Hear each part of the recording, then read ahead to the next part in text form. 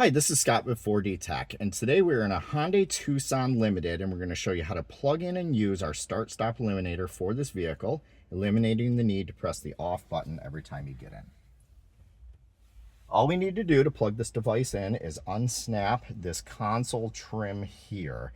To do that, you'll want to take a dash removal tool, might help. You can also just get a good grip on a corner, but I like to get it started with a tool, and we're going to get in between where this plastic meets the lower textured plastic.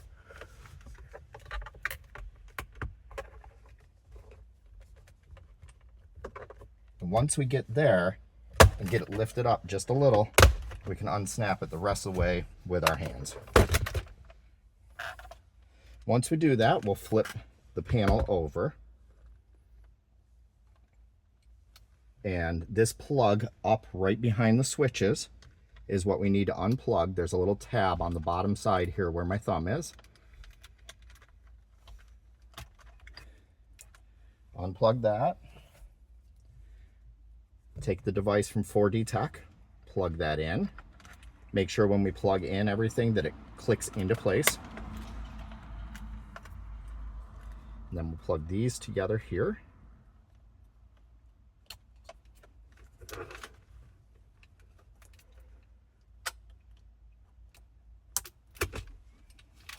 And then we'll want to take the device and tuck it kind of back around so it fits down inside this console, because the console is a little shallow. So you want to hold it with your hand as you set the console into place, and then just snap the trim back on.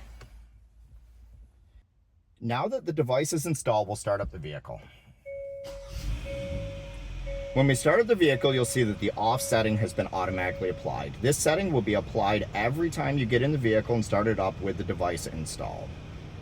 Now you see how simple it is to plug in and use the start-stop eliminator for the Hyundai Tucson Limited. I'm Scott with 4D Tech. Thank you for checking out our video.